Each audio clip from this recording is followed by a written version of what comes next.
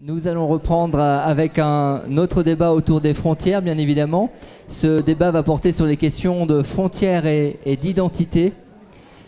C'est une thématique qui a effleuré tous les débats depuis hier, mais que nous n'avons pas creusé puisqu'il était réservé à ce moment-là. La question de l'identité qui est si forte et que l'on retrouve d'ailleurs aujourd'hui en France. Pardonnez-moi encore de faire un raccourci avec la campagne électorale française. Mais c'est vrai que la question identité est arrivée en France il y a 10 ans avec Nicolas Sarkozy qui avait introduit la question de l'identité, que depuis, on avait eu un ministère de l'immigration qui n'a pas duré très longtemps, mais cette question est restée dans tous les discours et dans tous les débats et est encore aujourd'hui dans la campagne électorale. Et cette question d'identité, elle est forcément aussi liée aux frontières et ça va être tout le thème de ce débat. Je suis honneur aux femmes, très heureux d'avoir ici Magdalena Dembicka, très heureux parce que finalement, depuis hier, on a peu parlé de la Russie et de l'Europe de l'Est et que c'est aussi un endroit très important sur la thématique de ces deuxièmes voies d'Orléans et que c'est très important aussi d'avoir Magdalena ici sur ce plateau.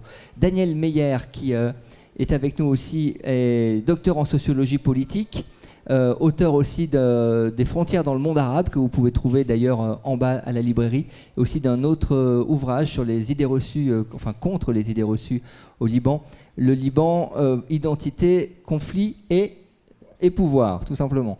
Et puis également Jean-Luc Akaevi, qui est philosophe, essayiste. Il ne veut pas entendre parler d'un titre qui pourtant est extraordinaire. Allez, je vais le retrouver parce que moi j'adore ce titre.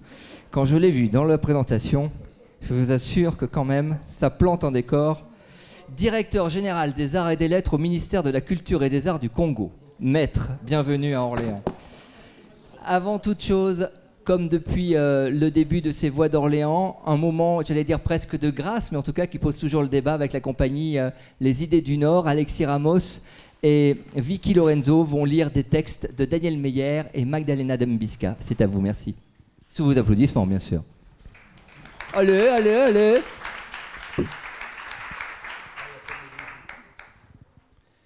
Du lieu qui délimite, la frontière est lieu qui limite et définit un dedans et un dehors, qui marque et démarque.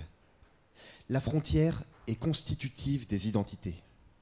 Mais elle n'est pas l'identité. Elle en est une manifestation possible, un signe, peut-être un roc au sens maussien. En tous les cas, elle désigne l'altérité en définissant le même. Ce faisant, elle devient un point de vue médian. Un point depuis lequel on peut voir, lire, comprendre, analyser, écouter, réfléchir aussi.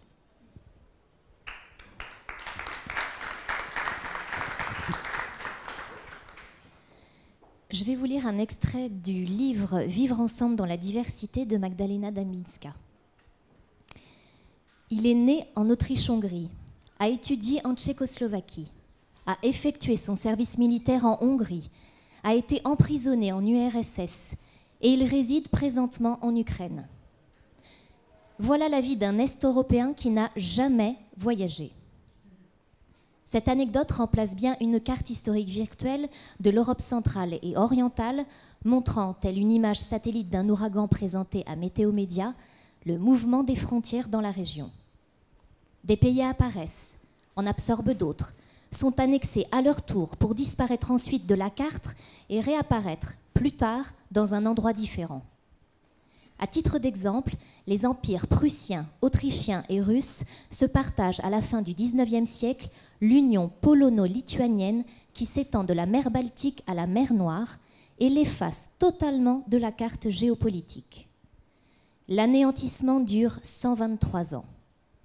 La Transcarpathie change d'appartenance étatique à 17 reprises. Elle jouit de l'indépendance seulement durant quelques jours. Lors de ces changements géopolitiques, les populations apprennent des langues qui leur sont imposées, mais qu'elles doivent oublier pour survivre lorsque leur maison se retrouve du jour au lendemain au sein d'une autre frontière. Ainsi, les habitants de la Silésie, par exemple, sont tantôt germanisés, tantôt polonisés. Si vous écriviez le roumain en alphabet latin et que vous vous retrouvez en Bessarabie roumanophone annexée à l'URSS, vous devez désormais écrire en caractère cyrillique. Les déplacements de population sont forcés ou résultent d'une fuite massive de gens qui courent après leur pays pour s'y protéger contre l'assimilation et l'oppression du maître des lieux du moment. Ainsi, après la Seconde Guerre mondiale, plus de 11 millions d'Allemands sont expulsés de la Pologne et de la Tchécoslovaquie et près de 3 millions de Polonais sont forcés de quitter l'Ukraine. Toutes ces péripéties illustrent les difficultés rencontrées lors de la construction des nations en Europe centrale et de l'Est et aident à comprendre les hostilités profondes entre communautés et pays. La fierté nationale, dans les politiques de construction de l'identité nationale, s'exprime souvent en opposition aux nations et ethnies voisines. Merci beaucoup.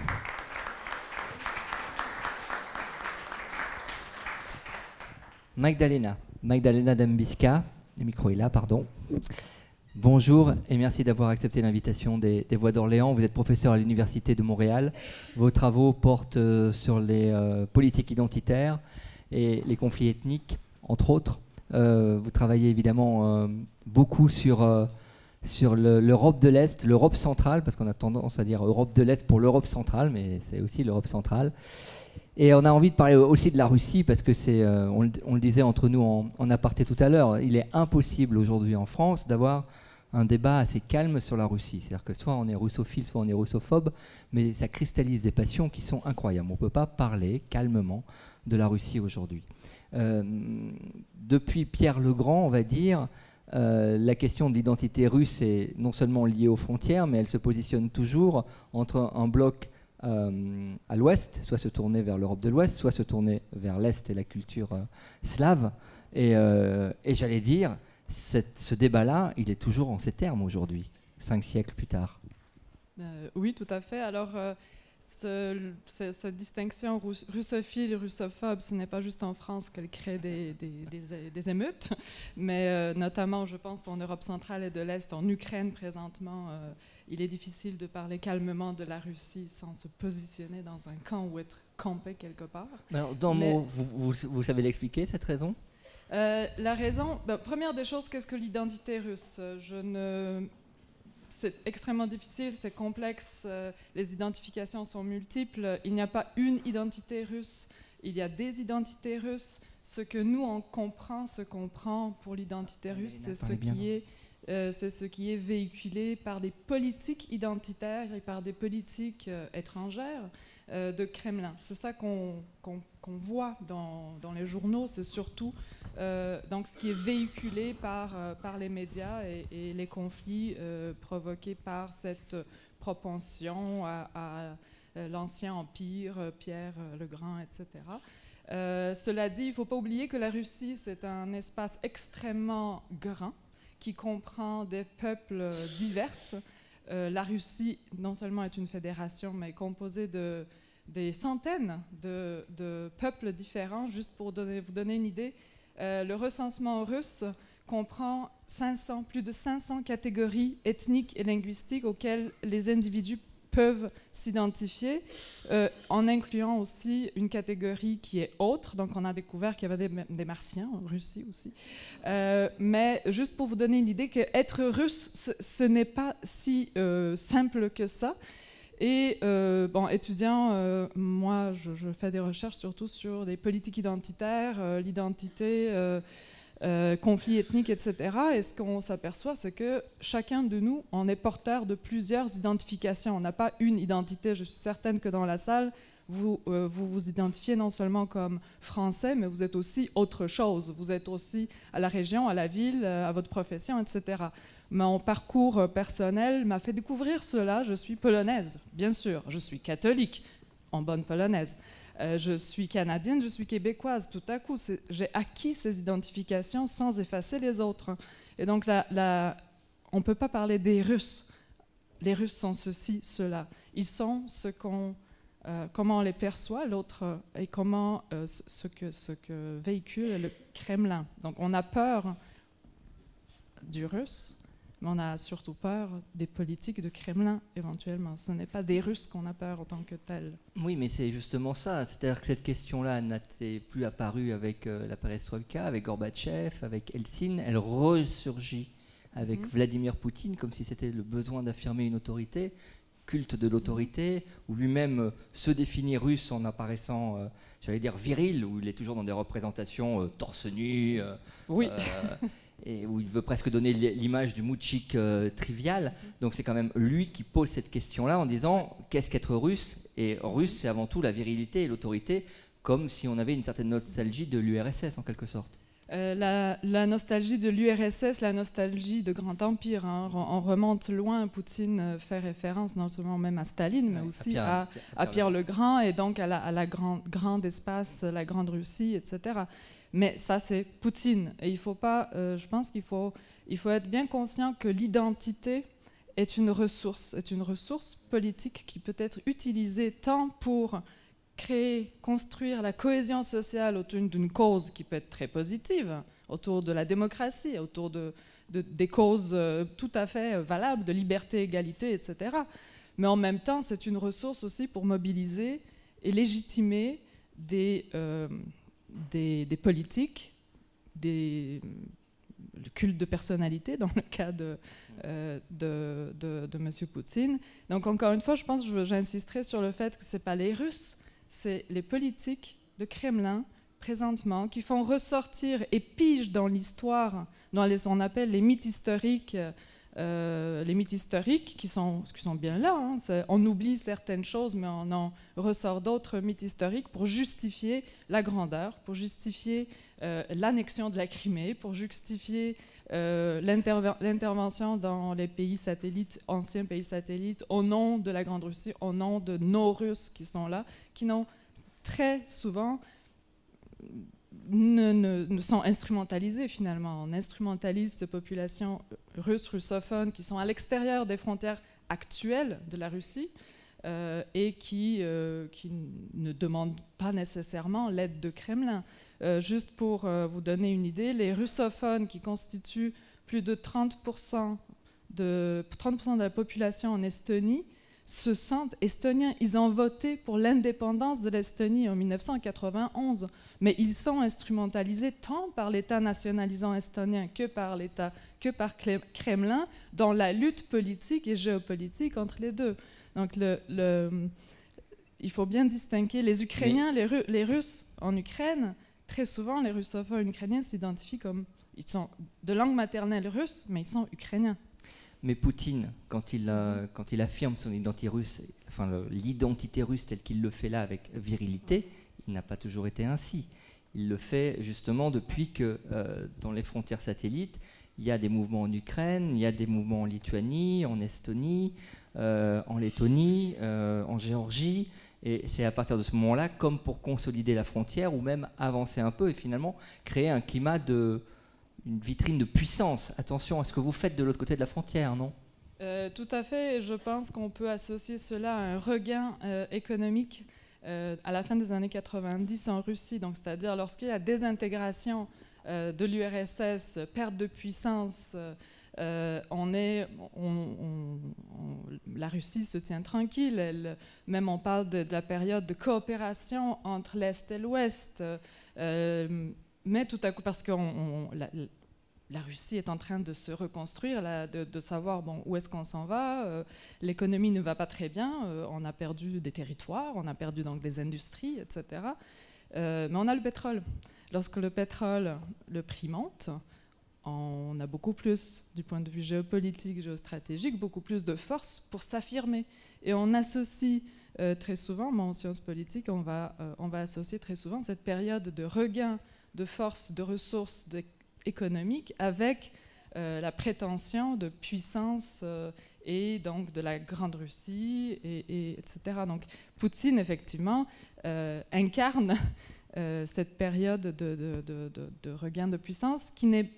Où est maintenant, c'est l'œuf ou la poule? Est-ce que c'est l'identité qui ressort ou est-ce que l'identité sert, est une ressource pour mobiliser, motiver pour la grande puissance? Donc c'est des intérêts politiques économiques, etc., qui priment, mais on utilise l'identité comme une ressource pour légitimer cette politique-là auprès de la population. Et en opposition parce que d'un point de vue économique, il a donc créé la communauté économique de l'Eurasie, en enveloppant donc les pays satellites et puis ceux qui sont plus à l'est, et en opposition à l'OTAN. L'Ukraine, c'était comme une réactivation de la guerre froide.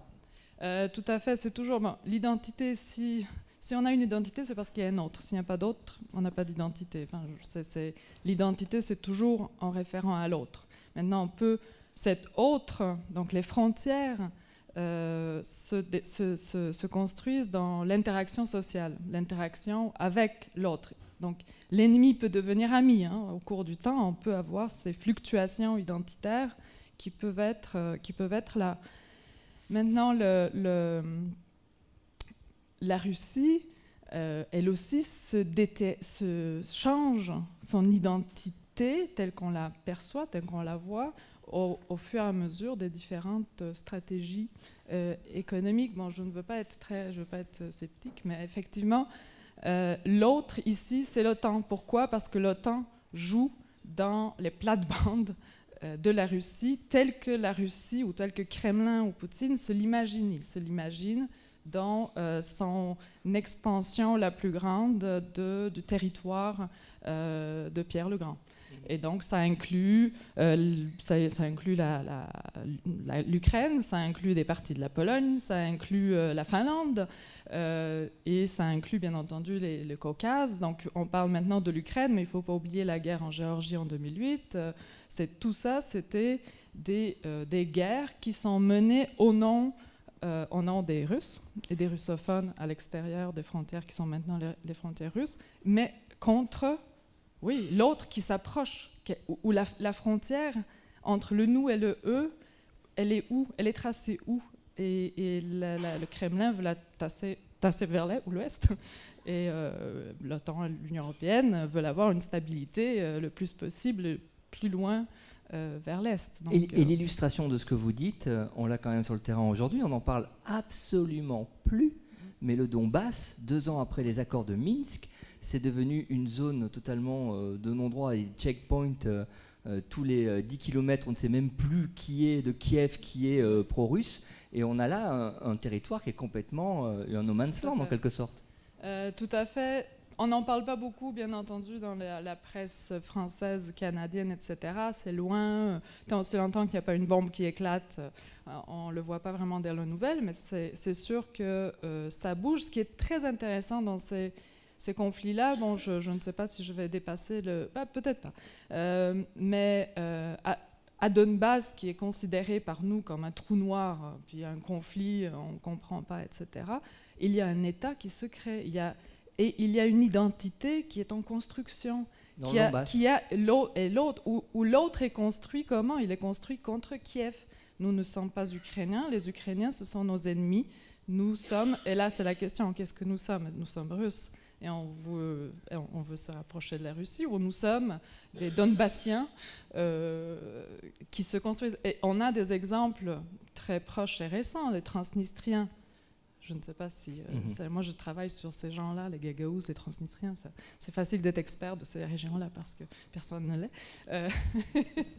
Mais les Transnistriens, par exemple, qui est cette autre région séparatiste de la Moldavie. Donc, Moldavie a une guerre de sécession avec les Transnistriens qui n'existaient pas. Ça n'existait pas comme nation, comme peuple. Ce sont des russophones de la rive droite de la rivière Dniestre, des russophones qui ethniquement sont un tiers moldaves, un tiers ukrainiens, un tiers russes. Mais ils se sont construits au fil des 20 années une nation transnistrienne et on s'identifie comme transnistrien. Donbass pourrait faire la même chose. Surtout ce qui est troublant à Donbass, alors la guerre, enfin même les guerres de basse intensité, on a toujours tendance dans notre culture à désigner les gentils et les méchants. Mais dans une guerre, il n'y a jamais de gentil et de méchant. Et encore, là où c'est encore plus troublant, c'est qu'ils se comportent exactement de la même manière. Ils sont aussi violents, aussi nationalistes les uns que les autres. Et on ne sait pas qui est qui. Alors je ne sais pas comment on peut définir une culture, une identité dans un contexte aussi trouble. Souvent, l'identité se définit dans le trouble et dans le conflit. Et avec le passage des frontières, on se redéfinit, on se redéfinit. Donc effectivement, malheureusement, c'est comme ça qu'on se construit. Puis la France s'est construite aussi dans le conflit. Je ne veux pas peut-être ne pas gâcher. Non, personne ne se lève et vous jette des tomates, tout va bien, continuer. Mais l'identité se construit dans l'adversité très souvent. C'est là qu'on se pose la question, qui sommes-nous et qui sont les autres? C'est là qu'on essaye de la fixer, c'est là même si elle est fluide a priori. Et donc oui, j'ai commencé en disant que justement la France, dans le débat électoral depuis une dizaine d'années, se posait la question de qui nous sommes. Puis on le voit aujourd'hui à travers aussi de nombreuses publications où personne n'a la réponse d'ailleurs. Daniel Meyer, bonjour. Bonjour. Donc le Liban et le Sud-Liban vis-à-vis d'Israël. Vous travaillez, vous publiez, votre travail de recherche porte beaucoup dessus. Il faut la remonter dans l'histoire avec la création de l'État d'Israël et les Palestiniens réfugiés qui vont arriver dans le Sud-Liban, majoritairement des musulmans chiites. Là se forge déjà une première identité dans cette zone-là ? Alors, ce qui est assez intéressant avec le cas d'étude, disons, du sud du Liban, c'est qu'il offre un prisme. Dans le fond, il offre un prisme sur je dirais, l'équation moyen-orientale aujourd'hui. Et dans le fond, la question que tout le monde se pose depuis l'émergence de l'État islamique, est-ce qu'on va vers l'effondrement des frontières au Moyen-Orient ? Et dans le fond, qui c'est qui a soulevé cette idée ? En fait, c'est l'État islamique eux-mêmes. C'est eux qui l'ont dit. Après, ça a été répercuté dans la presse. Et il y a même Noam Chomsky qui a dit oui, vive l'effondrement des frontières au Moyen-Orient. Bon, chacun a sa chapelle pour quelle raison il veut la fin des frontières au Moyen-Orient. Bien évidemment, on doit reconnaître une chose qui est tout à fait claire. La création des frontières modernes au Moyen-Orient, ça a été déjà rappelé. Et donc, en quelque sorte, le problème des identités en conflit qui s'est subséquent, qui a vu le jour, c'est bel et bien à l'instigation de la France et de la Grande-Bretagne qui ont entrepris donc ce découpage, évidemment au mépris des volontés d'une grande partie des populations qui y vivent, donc de l'essentiel des populations qui y vivent, évidemment en contentant peut-être quelques élites, mais bien évidemment laissant de côté notamment les Kurdes, et on se souvient du traité de Sèvres où dans le fond les Kurdes disparaissent de la carte après qu'on leur ait promis quelque chose en 1920, et le cherchent encore aujourd'hui. Et on voit l'émergence du quasi-État autonome du Kurdistan irakien aujourd'hui, et ce qui se passe dans le nord de la Syrie, mais également le cas de la Palestine, où dans le fond la Grande-Bretagne possède donc a eu une emprise tout à fait significative sur la définition du problème et la nature du problème identitaire qui apparaît, et la création donc subséquente dans une espèce de politique de laisser-faire également de la part de la Grande-Bretagne, d'abandon de ses responsabilités et d'un rapport de force qui va tourner à l'avantage d'Israël dans la création de l'État d'Israël en 1948, et par voie de conséquence de la création subséquente du problème des réfugiés palestiniens. Et ça a été déjà rappelé à plusieurs reprises. Et donc le fardeau, si on veut bien, des réfugiés palestiniens va retomber sur les différents États environnants. Là où ça va poser des problèmes identitaires principalement, ça va être en Jordanie, où dans le fond, la Jordanie va se trouver avec une population tout à coup qui augmente de quasiment 50%. C'est tout à fait incroyable. C'est un petit État tampon inventé par les Britanniques en 1921, avec un roi qui vient du Hedjaz, mais qui est contrôlé par les Britanniques, et qui va former avec les Bédouins une armée permettant de soutenir le roi. Et les Palestiniens, là-dedans, vont se trouver en quelque sorte réfugiés dans cette espèce de région, dans cet État tampon, qui va leur accorder, là, par contre, la nationalité jordanienne très rapidement, voyant que c'est pas possible, disons, de tergiverser d'une autre façon, ne serait-ce que pour la survie du royaume. Au Liban, et pour en venir à la question, au Liban, dans le fond, les réfugiés palestiniens vont se trouver dans une situation tout à fait différente, où l'État libanais, qui a été composé en 1920, l'a été fait sur une armature principale constituée par la communauté chrétienne, mais également par la communauté musulmane druze, ce qu'on appelle les communautés de la montagne libanaise, qui formaient depuis longtemps déjà ce qu'on a appelé le Petit Liban, hein, autour duquel s'est agrégé, par la décision française, s'est agrégé donc différentes régions, des régions où vivent d'autres groupes communautaires, notamment dans la Bekaa les chiites, au sud du Liban également des chiites. Il y en a 18 au Liban. Et oui, il y en a quand même 18. Et au nord, par exemple, la ville sunnite de Tripoli, qui était plutôt tournée vers la Syrie, vers sa sœur jumelle Homs. C'est tout à fait intéressant. Le conflit syrien déborde à Tripoli assez souvent. Oui, et précisément, je crois que dans le monde d'hier, justement, il y avait encore ce rappel sur les divisions, je dirais, confessionnelles qui traversent la ville, qui coupe en deux en quelque sorte une partie de la ville et où le conflit revient régulièrement. Et c'est évidemment un conflit qui s'articule autour d'appartenances confessionnelles, mais qui est un conflit à résonance complètement politique, hein. Les enjeux de ce conflit sont tout à fait politiques. Est-ce qu'on est pour ou contre Bachar el-Assad, hein? C'est ça la question à Tripoli. Et à un moment donné, ça fait résonner aussi tout un passif que les sunnites de Tripoli, du quartier de Tebane, ressentent comme étant un affront qui est déjà ancien et qui date de la guerre civile, au moment où l'armée syrienne a littéralement pris le contrôle complet de la ville de Tripoli en 1983.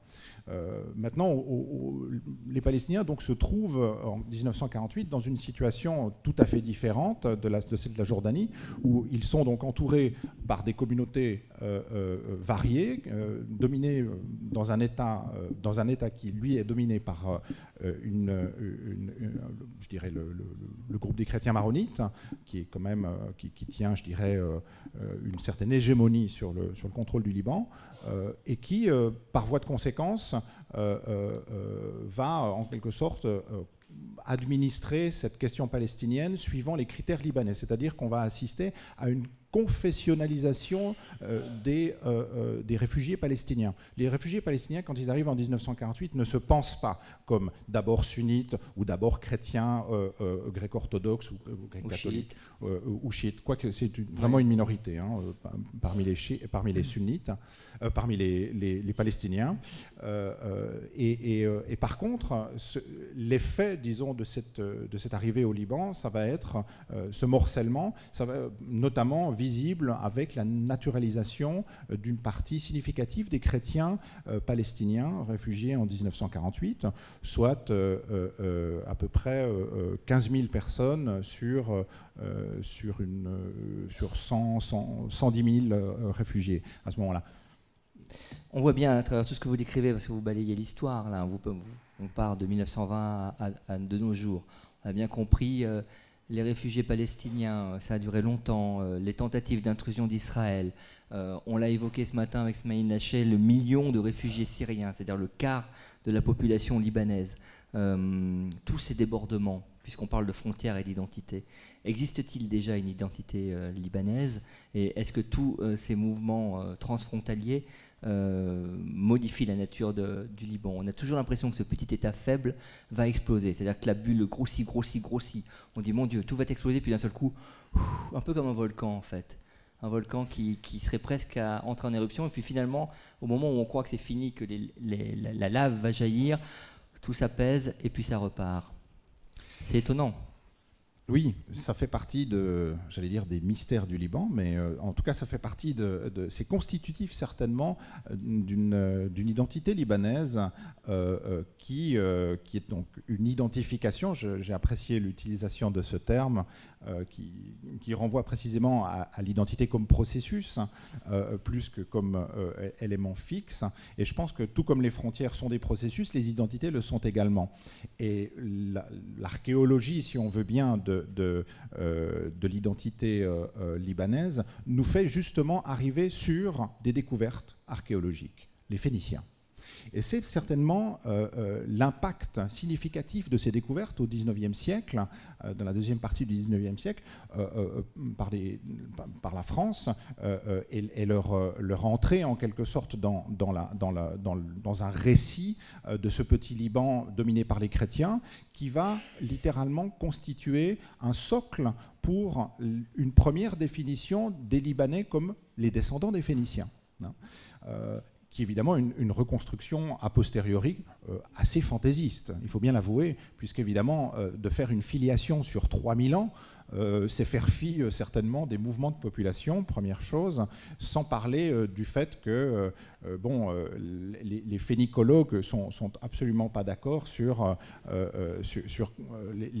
qu'est-ce qu'un Phénicien, hein. Il y a eu plusieurs empires phéniciens, enfin voilà. Et donc on est comme on dit mal parti, hein, avec ça. Mais évidemment la découverte du tombeau d'Ariram, par exemple, qu'on peut voir aujourd'hui au Musée national à Beyrouth, qui est tout à fait magnifique, ou de statuettes, les fameuses statuettes phéniciennes qui vont devenir une sorte d'emblème un peu du Libanais, de la culture libanaise, d'une définition de la libanité, disons, vont permettre dans un premier temps une déclaration identitaire dominée par les chrétiens maronites, comme des Phéniciens, comme étant des descendants des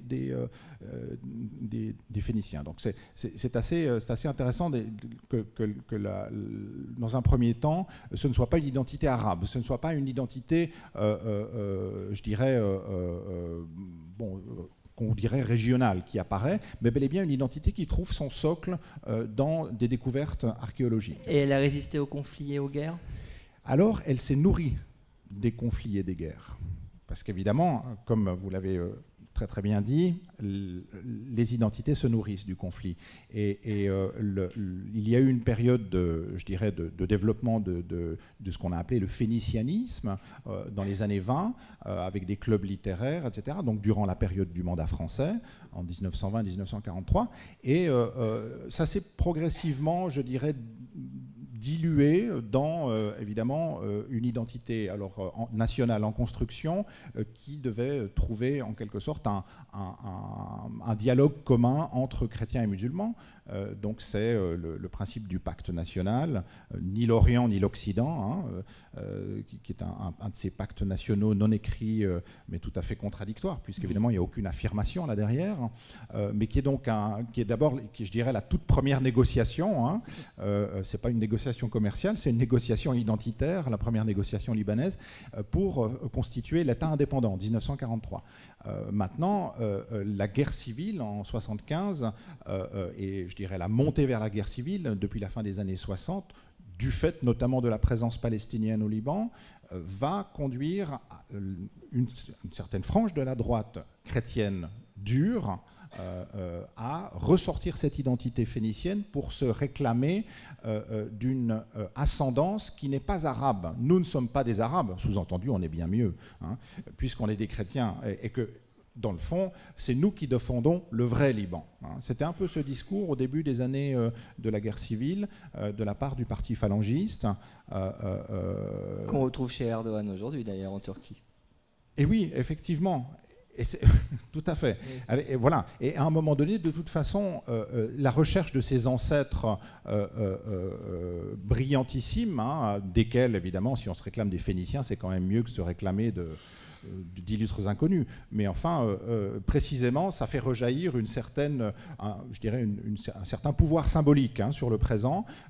Ça fait réfléchir aussi. Après tout, ils ont inventé l'alphabet. Voilà. Donc, d'une certaine façon, un chef de guerre qui se réclame des Phéniciens, il ne peut pas être complètement mauvais. Enfin, il y a quelque chose un peu de cet ordre-là. Et du reste, la presse internationale, quand on regarde encore, on regarde de nouveau les entretiens avec Béchir Gemayel, par exemple, sont tout à fait, c'est quasiment hilarant à ce niveau-là, parce que on se rend bien compte aujourd'hui à quel point, dans le fond, la construction d'une identité et la définition d'une identité nationale, là en l'occurrence, à la faveur de ce conflit ou en raison de ce conflit, est tout à fait possible en convoquant le passé.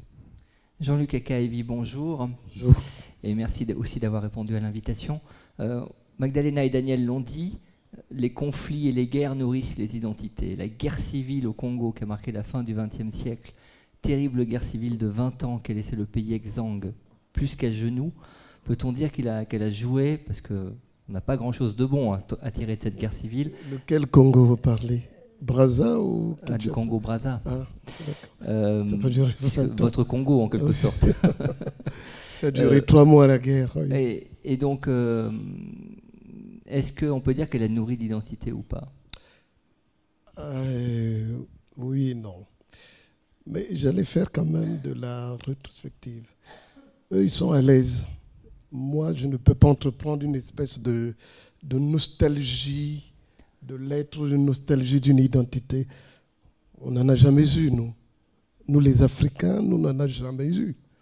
Ontologiquement, nous n'existons même pas.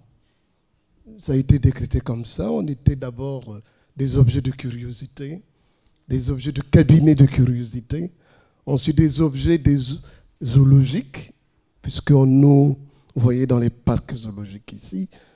Et c'est 1885, je pense, hein. Le partage de l'Afrique, l'autre a fabriqué, on dit, à 1885, cette partie de l'Atlas humain appartient à la France, ça à l'Allemagne, ça à la Belgique. Le Congo démocratique était la propriété privée du roi des Belges. Et les eaux, les rivières, les fleuves, les forêts et les humains, ça appartenait à un homme qui s'appelait Léopold. Le Congo-Brazzaville, je ne sais pas. Quand je vais à l'ambassade de France chercher mon visa, on me demande toujours, on demande toujours nationalité à la naissance. Je mets française. Et la dame dit, ah ben non. Je dis, ah ben si, madame. Moi, j'appartiens à un pays qui s'appelait la France. Ça s'appelle République française, territoire du Moyen-Congo. C'était ça, hein, pour moi. Territoire du Moyen-Congo et communauté telle. Et donc, j'étais français. Donc, pour dire qu'anthropologiquement ou ontologiquement, nous n'avons jamais été. Et comme dit un de mes aînés... D'un point de vue unitaire, n'y a-t-il pas eu des identités quand même? Des identités... Même si elles sont claniques ou ethniques. Ethniques ou pas, mais je pense que ça participe de ce que Mundi me dit, l'invention Fafrika. C'est l'autre qui a fabriqué ces identités. C'est l'autre qui est arrivé, qui a dit qu'ils ne sont pas, parce qu'on n'a jamais été. Ah, tout le monde salue Montesquieu. Montesquieu dit, le nègre devient humain à partir du moment où il rentre dans la traite. Dès qu'il est esclave, à partir de ce moment-là, il peut devenir humain. Avant, il n'est pas humain. Et donc, nous, on n'en a jamais eu. Donc, par conséquent, pour revenir à votre question, je ne l'esquive pas, les craintes. Ce que vous dites est fort intéressant. Et vous répondez à la question. Oui, je vais répondre à la question. Mais vous y répondez déjà. Et nous, on n'en a jamais eu. Donc, on ne peut pas faire une espèce de nostalgie de l'être. Ce que vous me posez comme question... 1985. Il y a une tentation quand même des régimes politiques de le faire. Absolument, mais je vais y venir. Mais c'est pour découvrir à partir de ce que, quand je pourrais partir, la fabrication de mon ipséité, je découvre que je suis. Et donc à partir de ce moment-là, je me dis, j'ai une identité. Celui qui me fait découvrir mon identité, curieusement, qui me fait prendre conscience que je dois avoir une identité, vous allez être étonné, c'est Lévinas. En 1881, j'entreprends sous la direction de Jean-François Lyotard une thèse d'État sur Lévinas. Et Lyotard me dit, il faut que tu rencontres quand même Lévinas. Il me fait un mot, je vais chez Lévinas, je le rencontre avec un grand monsieur, grand intellectuel juif, Edmond Jabès, ils étaient là tous les deux, et je vois Lévinas. Lévinas, il dit, quand j'ai eu votre mot, j'étais étonné. À Kaïvi, je me suis dit, mais il est doux. Alors, d'où êtes-vous? Qui êtes-vous? Vous êtes de quel pays? Je lui ai dit, du Congo. Ah bon, vous êtes du Congo? Ah donc, vous êtes africain? Je lui ai dit, oui, oui, oui. Il dit, ah bon, mais avant. Et à ce moment-là, je dis, oula. Je suis congolais. Il dit, oui, mais c'est quoi congolais? Parce que vous voulez travailler sur un de mes livres, autrement qu'être tout au-delà de l'essence. Il dit, oui, oui. Il dit, mais vous êtes sûr que vous pouvez affirmer que vous êtes? Donc à ce moment-là, je me suis rendu compte qu'il y avait un problème. Et quand je reviens chez moi, après avoir fait ma thèse d'État, je reviens, je dis, c'est vraiment un problème. Donc l'identité, si nous avons une identité, mais laquelle? Si nous avons une identité, elle est passée par les soleils des indépendances. On a lutté. Si on a eu une identité, elle est passée par la lutte de libération.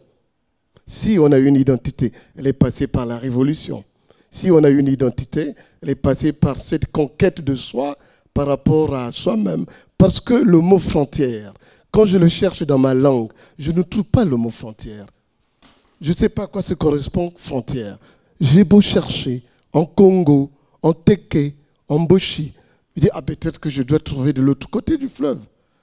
J'ai convoqué le Swahili, j'ai appelé ma tante, parce que ma tante est moitié de l'autre côté et par Swahili. Il dit, frontière, c'est quoi en Swahili? Swahili, il y a pas, il dit, Mozuri. Non, je ne sais pas. Il faudrait que je vois. On dit, bon, mais je ne sais pas ce que signifie frontière.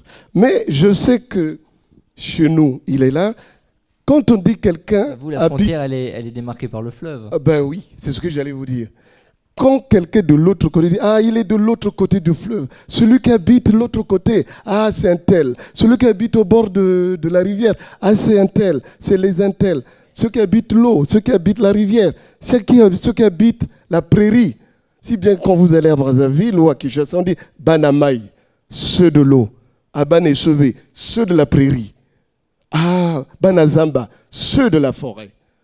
Donc, c'est à partir de ce type de désignation que nous fabriquons des identités. Mais sinon, c'est l'autre qui vous fabrique une identité. Et à partir de ce moment-là, vous posez vous enfermer ou par commodité, souvent. C'est selon. Pour vous réduire. Oui, pour nous réduire ou non, pour être aussi bien, pour vivre ensemble. Il faut que tu prennes une femme de l'eau ou que tu prennes une femme de la forêt. Ça, c'était la génération de mon père. Mais la mienne, ma génération, moi, l'identité est fabriquée par ce que Balondi appelait les sociologies de Brazzaville noires. Les gens sont arrivés, le blanc est là, il amasse, il met un tel là, il met l'autre là. Ceux qui sont venus du sud, vous restez là. Ceux qui sont venus du nord, vous restez là. Ceux qui sont venus avec les prêtres, les missionnaires, vous êtes là. Et à ce moment-là, on fait une espèce de brassage. Et à partir de là, certains se souviennent, nous sommes les enfants d'eux, nous sommes les enfants de ceci, nous les Bangala, nous les gens du nord, nous avons aussi des ancêtres, nous les Congo, mais nous c'est depuis l'Angola, parce que le royaume du Congo, ce n'est pas au Congo-Brazzaville, c'est en Angola. Nous venons de Congo d'Yatontila, Zambanza Congo, c'est en Angola. Nous on avait Kipanvita, on avait Donabeja, on avait, et donc à partir de ce moment-là, chaque portion du Congo se crée une identité. Par rapport à nous les Mbushi, on est les descendants de Ndinga et de Kiba. À nous les Bangala, on est les descendants de Longange, celui-là qui avait battu Stanley. Et du coup, nous créons comme ça une espèce d'identité romancée, mais qui n'est pas une identité à proprement dit, qui est le surgissement de soi par rapport à soi, d'une revendication, soit par rapport au visage de Dieu, soit au visage de qui que ce soit. Non, ce n'est pas la subjectivité au sens d'Augustin. Il faut que je me confesse parce que je dois me retrouver pour avoir une pénitence. Non, c'est une identité complètement fabriquée, désappropriée. Et aujourd'hui, nous sommes comme dans une espèce, je dirais, comme une amie à moi qui est philosophe dit, au fond, nous sommes à la recherche de l'estime de soi. Nous sommes à la quête d'une estime de soi, de nous-mêmes, et ça procède par une espèce de lutte de soi par rapport à soi-même pour dire comment être avec l'autre qui n'est pas moi, et ainsi de suite. Les discours identitaires donc, sont évidemment portés, je le disais tout à l'heure, par les hommes forts qui tiennent les régimes. Oui. On les entend au Burundi, à Kinshasa. En gros, c'est je suis moi, moi je suis vous, moi je suis le peuple, moi je suis le garant de votre identité. Mais chez nous, curieusement, oui, ça peut procéder de cela. Mais de ma génération, au fond, on est tous des Samba Diallo, de Cheikh Hamidou Kane, des aventuriers ambigus. On est écartelés, on ne sait pas. C'est l'autre qui a dit que je suis comme ça. Mais moi-même, je suis comment? Et à ce moment-là, on est complètement écartelés. On a une espèce d'ontologie complètement bigarrée, destituée. On est tous des Samba Diallo. Et comme on est... Mais on tend à devenir autre que des Samba Diallo. Mais c'est quoi qu'un Samba Diallo aujourd'hui? C'est-à-dire, qu'est-ce qu'un Africain, un Noir, un Congolais aujourd'hui, dans son espace vital, avec qui il vit, comment il vit, et à ce moment-là, ça pose d'autres problèmes. Moi, je viens d'un pays qui s'appelle le Congo. Et il n'y a rien... L'identité à Brazzaville, par exemple, elle est compliquée parce qu'il n'y a pas de Congolais pur à 100%. À Brazzaville, il n'y a pas de Congolais pur à 100%. Il y a les Ouest-Africains, il y a les Centrafricains. Les Centrafricains, je dis Centrafricains, les Africains de l'Afrique centrale. Il y a des Est-Africains. Et ça fait un mélange tel que c'est difficile aujourd'hui de parler d'une identité nationale congolaise. Mais par contre, il y a une espèce de coquetterie à dire que je suis congolais par le fleuve, je suis congolais par la musique, je suis congolais par l'océan Atlantique, par Pointe-Noire, je suis congolais par la littérature, je suis congolais, oui, par l'art. Mais congolais à partir d'une fabrication historique comme telle, sans entrer de la faire, de la fabriquer, mais j'ai peur que cette fabrication-là procède de conflits, procède de la terreur qu'il y a dans les yeux des autres par rapport à soi-même. Et à ce moment-là, c'est bien compliqué. Voilà. Magdalena, j'avais une question. Si vous pouvez donner le micro à Magdalena, voilà, merci. J'avais une question à vous poser, mais comme je vous vois prendre plein de notes, j'imagine que soit c'est pour vous, soit vous avez envie de rebondir. Vous avez envie de rebondir? Non, c'est pas. Rebondir. Bah, alors, rebondissez. Non, mais je vous poserai ma question ensuite. Allez-y. Oui, bah, en écoutant oui. Les interventions, j'ai plusieurs réflexions. Je pense que je vais commencer Magdalena, par la dernière. Je ne suis pas habituée. Je donne mes cours avec des grosses classes, mais sans micro. Je marche aussi. Mais plus près, pardon. Plus près de encore plus près. Non, comme ça, c'est très bien. Bon. L'histoire vous racontez sur le manque d'identité, etc. Ça me fait penser, je ferai un parallèle, je crois que la comparaison, je suis comparatiste, donc, et serait fascinante avec l'Asie centrale, où on parle, être kazakh, être tadjik, être ouzbek, etc., c'est une fabrication des années 1920 de Staline. Ce n'est rien d'autre, où le traçage des frontières est aussi avec une règle, est fait avec une règle. On vous a tout à coup dit, bah, là vous êtes kazakh, vous allez parler kazakh, puis vous allez l'écrire cyrillique. Ah non, finalement peut-être arabe. Ah non, ok, cyrillique. Donc il y a cette fabrication, mais ce que j'aimerais peut-être mettre de l'avant, c'est que toute identité est une fabrication. Dans une mesure, peut-être dans des degrés différents, mais être français, c'est une fabrication. Être polonais, c'est une fabrication dans un processus historique où différents peuples, on les a tout à coup catégorisés comme étant ceci, cela, avec l'avènement en fait de la terre moderne et être une nation quelconque, ça ne remonte qu'à XVIIIe siècle. Donc c'est une fabrication. Mais en effet, l'identité en même temps, c'est un processus qui est dialogique. Vous vous identifiez lorsqu'on vous fait savoir qu'il y a un autre, ou vous vous rendez compte qu'il y a un autre, donc vous vous identifiez à ce moment-là. Mais c'est un processus historique, c'est une expérience personnelle d'interaction sociale. Et donc, la fabrication, elle est toujours là. On est tous fabriqués, désolé, on est tous manipulés. Et pour la manipulation, je vais juste dire une chose, c'est que aussi, lorsqu'on parle des conflits ethniques, de plus en plus, c'est de plus en plus rare dans les écrits scientifiques, etc., de considérer qu'un conflit ethnique est un conflit entre identités. Ce n'est pas un conflit parce qu'il y a une haine ancienne entre... On ne peut pas vivre ensemble. D'habitude, lorsqu'il y a un conflit ethnique, les ethnies vivaient ensemble pendant bien longtemps comme voisins, ils ne se tapaient pas dessus. Or, donc, de plus en plus, un conflit ethnique, c'est un conflit politique qui a été ethnicisé parce que l'identité devient une ressource qu'on peut mobiliser, des émotions, créer des émotions, etc.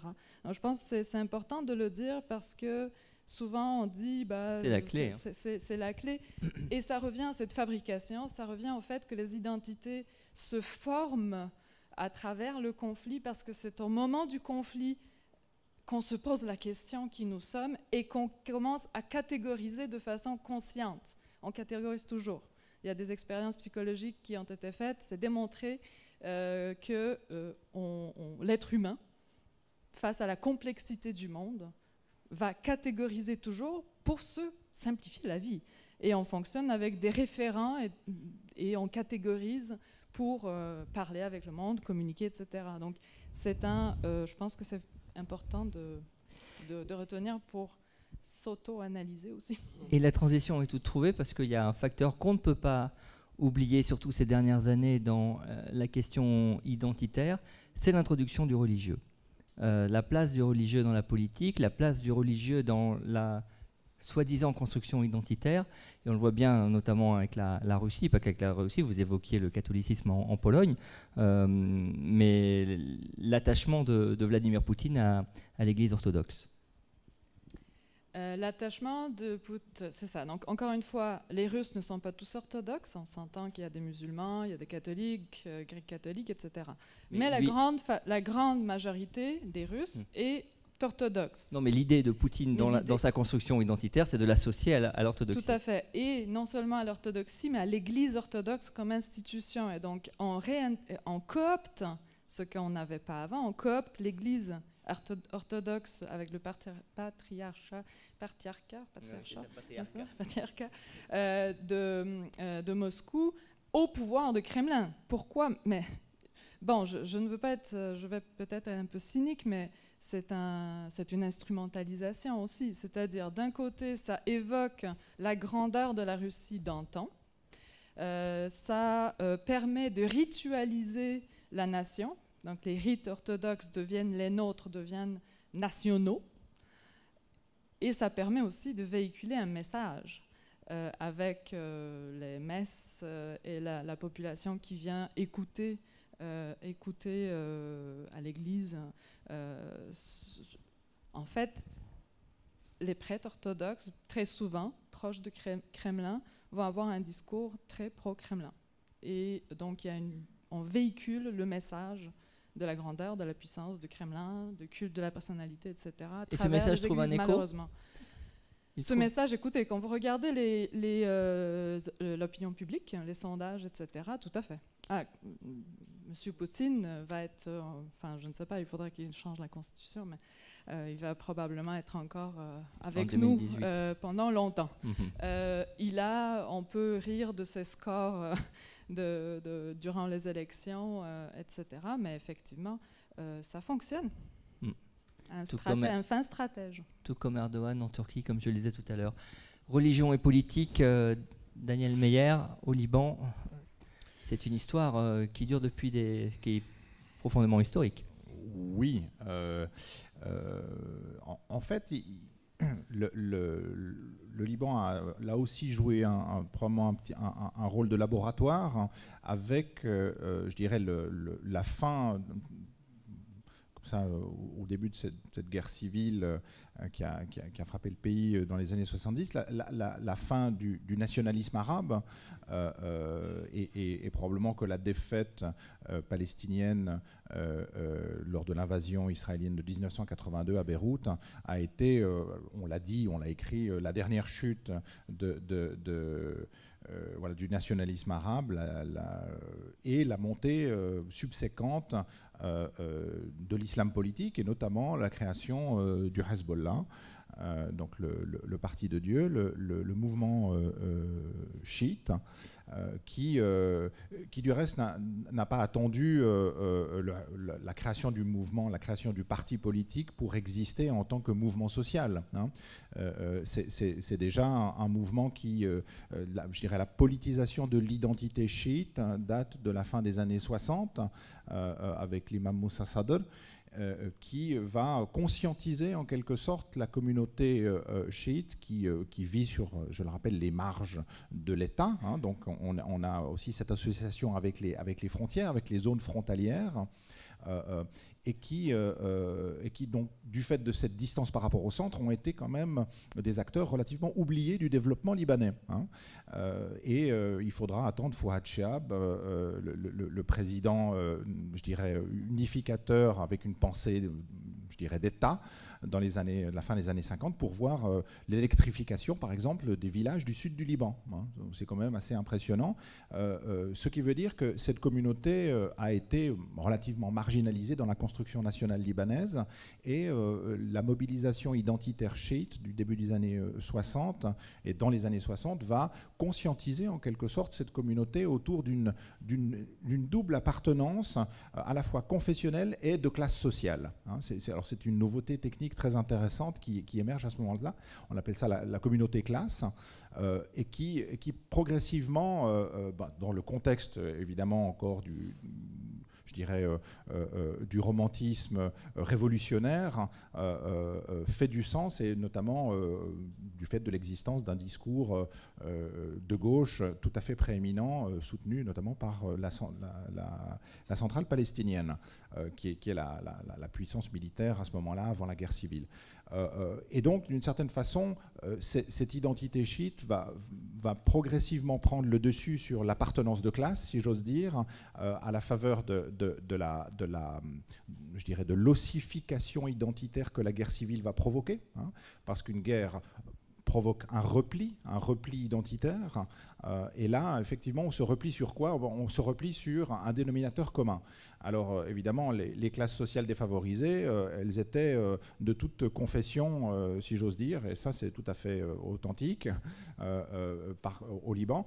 Par contre, l'appartenance chiite va, elle, être, je dirais, tout à fait spécifique, va en quelque sorte marquer une appartenance qui est à la fois régionale, donc celle du sud du Liban et de la Bekaa, et inscrire donc la possibilité pour le mouvement islamiste du Hezbollah de recruter, de mobiliser à partir de ce référentiel confessionnel. Mais oublions un temps, même s'il est évidemment très prégnant, le Hezbollah, les mouvements chiites. Simplement pour revenir sur la question de se définir. On a l'impression, avec 18 obédiences, comme on le disait tout à l'heure, qu'on se définit d'abord par son appartenance à une communauté religieuse au Liban. Alors c'est vrai que là on est au cœur de l'équation libanaise. Y a-t-il une nation libanaise?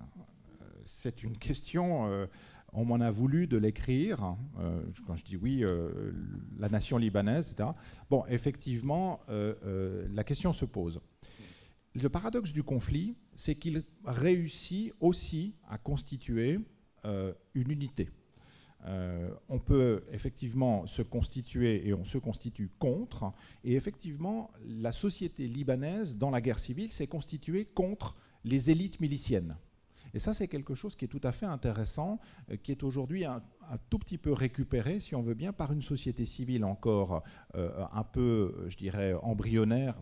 Le terme est mal choisi, mais en tout cas relativement faible, malheureusement, politiquement, au Liban. Mais si elle est faible, cette société civile au Liban, qui revendique, je dirais, une appartenance transconfessionnelle, qui revendique, en tout cas, qui revendique des choses toutes simples, et qui revendique des politiques publiques, par exemple, c'est qu'effectivement, l'emprise des communautés sur le politique est quelque chose qui a été institutionnalisé, notamment dans la Constitution en 1926, et qui a en quelque sorte marqué le paysage politique, qui a donc confessionnalisé le politique au point de faire donc des acteurs, de faire des communautés des acteurs politiques, hein, et en quelque sorte de transformer les élites politiques essentiellement en acteurs confessionnels, c'est-à-dire en patrons de communautés, hein. Et dans le fond, on parle de Hassan Nasrallah, le leader de Hezbollah, comme étant le patron des chiites. Alors là, vous avez toute une partie des chiites qui ne sont pas d'accord, bien évidemment, hein. Mais tout ça pour dire que cette ossification, si elle est due en partie à des conflits, elle est aussi due à des éléments de structure, de constitution, en l'occurrence, aujourd'hui, d'un Liban sur des fondements confessionnels qui transforment effectivement la République libanaise. La République a été fondée sur le modèle de la Troisième République française, en quelque chose qui est une espèce d'hybride avec, je dirais, des éléments de gouvernance de l'époque ottomane, hein, où effectivement il y avait, je dirais, la prééminence de l'aspect communautaire. Jean-Luc, Magdalena disait tout à l'heure que l'identité était un prétexte au conflit interethnique pour une sorte d'alibi. On l'a vu avec le religieux aussi en Centrafrique, il n'y a pas si longtemps, ou au Congo aussi, mais la Centrafrique était beaucoup plus marquante parce que musulmans et catholiques avaient vécu dans une grande cohabitation depuis des décennies, et d'un seul coup, le politique a décidé que ce serait une guerre d'obédience religieuse, et ils se sont massacrés les uns les autres. Tout ça pour des questions de pouvoir politique. Est-ce que... Oui, j'allais... Non, mais comme je vous vois déjà répondre avant que j'ai formulé la question, ça vous inspire quelque chose déjà, ça ? Non, je vous écoute. Non, simplement la place du religieux, justement, dans les constructions, même si on a bien compris que les constructions identitaires n'existaient pas forcément en Afrique, vous l'avez bien développé tout à l'heure, mais la place du religieux dans cette construction-là, elle est phénoménale, elle est même centrale, je vais dire. Ah oui, mais chez nous, ça a commencé depuis longtemps avec le machonisme. Le machoniste, à partir de la figure d'un résistant machois, il y a eu une rébellion qui s'est construite à partir de là pour fabriquer justement une identité. Et ça continue aujourd'hui avec le pasteur Toumi dans la région du Poul, au sud du Congo-Brazzaville, où effectivement il y a un conflit armé. Mais et donc ce télescopage entre le religieux et le politique, ça a toujours été permanent dans nos sociétés. De l'autre côté du fleuve, pas plus longtemps encore, il y a avant-hier, il y a eu les massacres au Kasaï, où il y a eu 2 experts de l'ONU qui sont morts. Ouais, et c'est dû à la rébellion, une rébellion qui est construite sur la figure du pasteur qui avait été tué par l'armée de Kabila, et donc le religieux est très très très fréquent. Enfin, dans votre question, je voyais ceci. Nous étions à Dakar quand Ouad était encore président, et on lui posait ce type de questions. J'ai gardé en souvenir la réponse de Ouad. Il me disait, mais figurez-vous, au Sénégal, il y a quand même 95% des Sénégalais qui sont musulmans. 15 ou 5%, c'est des catholiques. Mais ce qui est vrai, et je pense qu'il a raison, ce qui est vrai, que tous les Sénégalais sont des animistes. Tous les Sénégalais sont des animistes. Donc, et comme ils sont tous animistes, et donc, que ce soit l'islam ou le catholicisme, ça se fonde aussi sur ce rapport animiste. Et donc, du coup, il dit, voilà peut-être une des raisons qui fait qu'il n'y a pas beaucoup de déchirement, parce que l'animisme, c'est un autre rapport à la transcendance, c'est un autre rapport au sacré. Mais comme chez nous. Donc, je pense que ces conflits religieux qui s'inscrivent dans des pays comme le Congo démocratique, où les églises de réveil sont dures, comme au Nigeria d'ailleurs, comme au Nigeria. En Somalie. Au Somalie, où les églises révélées prennent de l'importance. Et je crois qu'il y a là un problème qui, moi, participe de ce qu'on appelle la fabrication des grands États. Moi, j'ai toujours pensé que la fabrication des grands États procède aussi de la convocation des religions séculaires, comme ça. Et donc, du coup, chez nous, ça pose des problèmes. Mais ce qui est sûr, c'est qu'au Congo-Brazzaville, que ce soit le pasteur Toumi, que ce soit de l'autre côté du fleuve Congo au sud, comme par hasard, c'est toujours dans le sud de l'autre côté, il y a une religion qui s'appelle Boudia Dia Congo. Boudia Dia Congo, qui est très féroce contre l'armée de Kabila, mais eux, ils revendiquent une identité nationale, mais Congo avec K. Congo. D'ailleurs, la région du Bas-Congo, c'est Bas-Congo avec K. Congo avec K. Et donc, eux, ils disent que non, nous avons une mission sacrée que nous devons réaliser sur Terre, c'est de réaliser le rêve du Grand Congo. Et évidemment, ils revendiquent des héros éponymes jusqu'à le roi Alfonso. Enfin, moi, je ne connais pas le nom Congo du roi Alfonso, mais le roi Alfonso qui s'était battu contre, qui s'est battu contre les Portugais. Et donc, vous voyez, le religieux est important, mais dans la fabrication d'une identité, féroce. Mais portée par les terroristes aujourd'hui, portée par le Moudjahou, par les islamistes du Mali, par Boko Haram au Nigeria. Oui, et chez nous, par le pasteur Toumi, et de l'autre côté, par les gens de Boudia Dia Congo, on a peur de ces secteurs. De l'autre côté de la Centrafrique, entre la frontière Centrafrique et Congo démocratique Ouganda, il y avait l'armée du Seigneur. Dieu seul sait combien les ravages qu'a fait l'armée du Seigneur entre l'Ouganda, le Congo démocratique, c'est quand même terrible. Et donc, je dis, dans la construction des États modernes en Afrique, de plus en plus, le religieux prend de l'importance. Ça commence à venir en Afrique du Sud. Ça commence à venir en Afrique du Sud. Au Burundi. Et donc, là, il me semble-t-il que du point de vue de la construction de la démocratie, il faudrait que nous soyons extrêmement vigilants. Voilà ce que je peux dire. Y a-t-il un micro pour aller dans la salle et répondre à d'éventuelles questions? Si des bras se lèvent, enfin, ou des mains, tout simplement. Non. Si, monsieur, ici à gauche, et monsieur devant, 2 questions.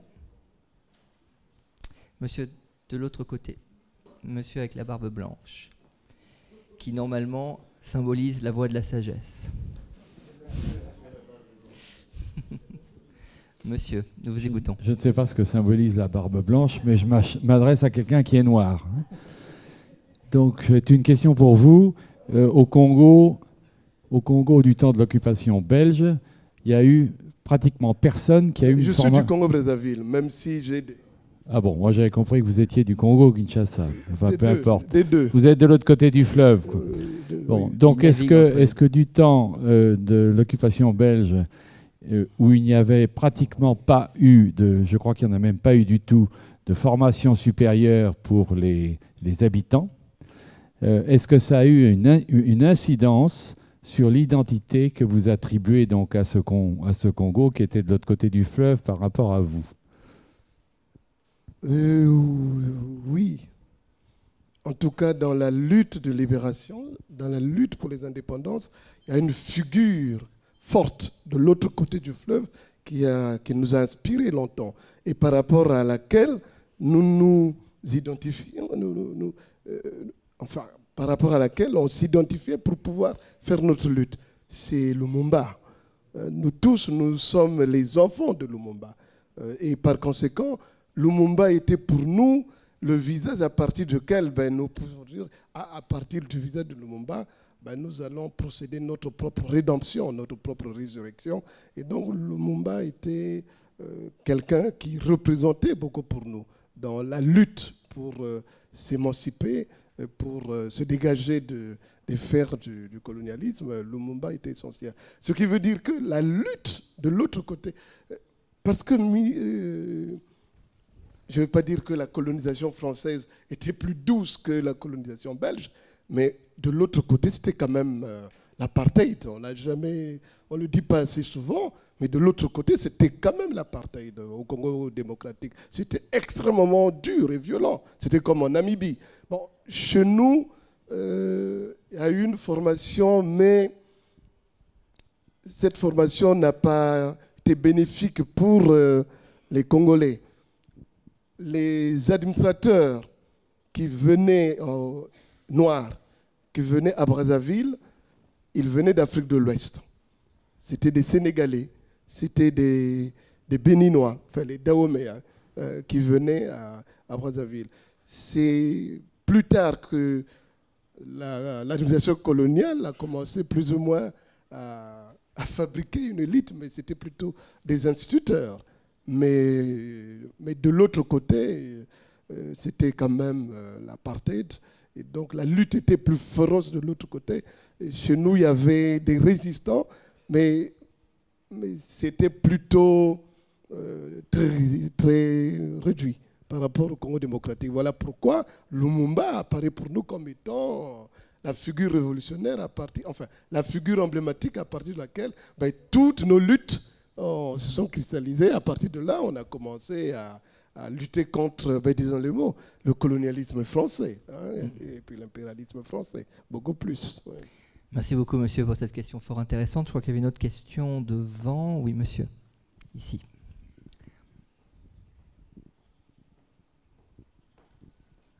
Oh, je ne sais pas si ça peut être une question, parce que je suis arrivé un peu en retard.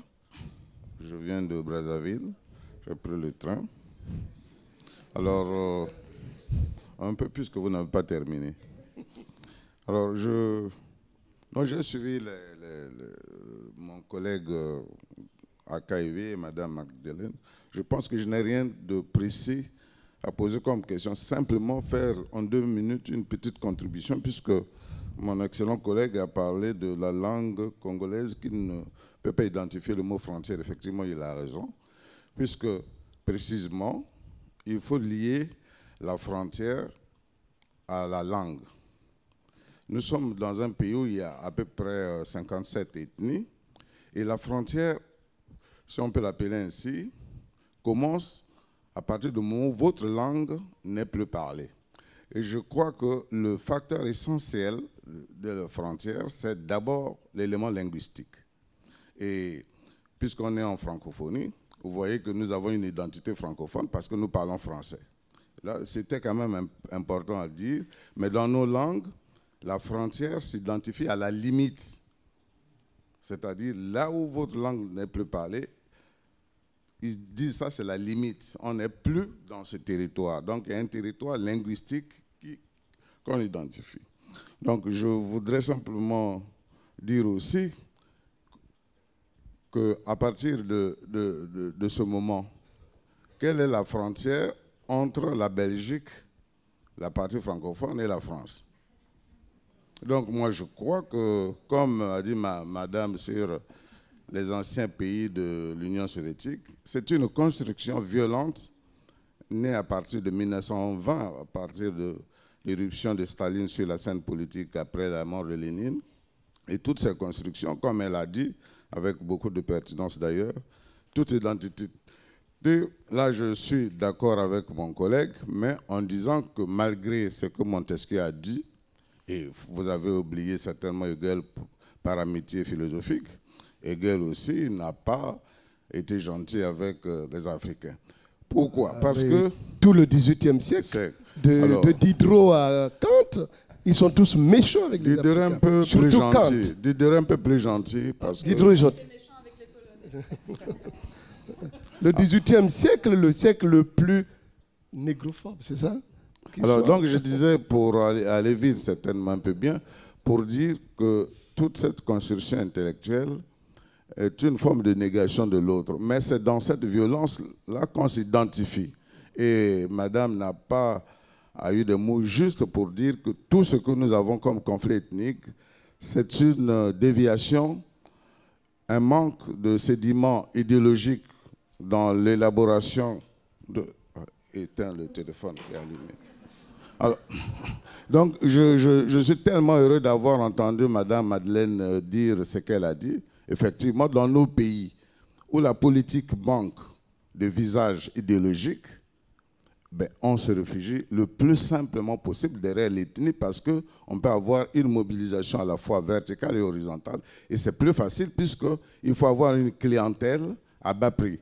Or, en passant par les ressources idéologiques, il faut expliquer le rapport du capital au travail. C'est plus difficile que de dire nous sommes abandonnés, nous appartenons à telle identité, et ainsi, c'est plus facile de faire cette mobilisation politique. Et pour terminer, pour dire, comment vous pouvez nous poser la question si on a une identité en Afrique? Des gens qui ne parlent pas leur langue. En réalité, quand on se promène, je suis plus proche d'un Français que d'un Ougandais. Ah oui, parce que nous n'avons pas une langue commune.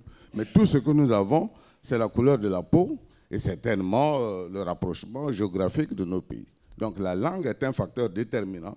Et vous n'avez pas eu tort d'avoir parlé de la francophonie des frontières.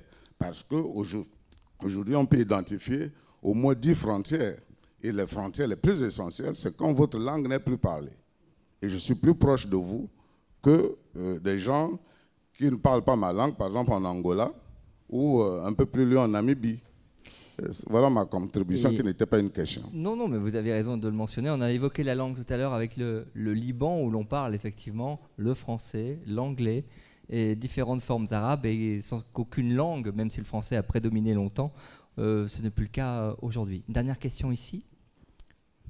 Oui, merci. C'était un tout petit complément par rapport à ce qu'avait dit monsieur. Il y a une identité aussi qui est présente en Afrique et qu'on n'a pas mentionné. C'est un élément qui permet de se reconnaître. Et c'est vrai que moi, en voyageant en Afrique, j'ai pu le remarquer. C'est tout ce qui concerne les scarifications, en fait, qui permettent de reconnaître des ethnies, des peuples qui est hors des frontières, puisque en fait, ça dépasse la simple frontière. On peut retrouver des ethnies ou des scarifications qui permettent de se reconnaître d'un pays à l'autre en sachant qu'on vient de la même ethnie.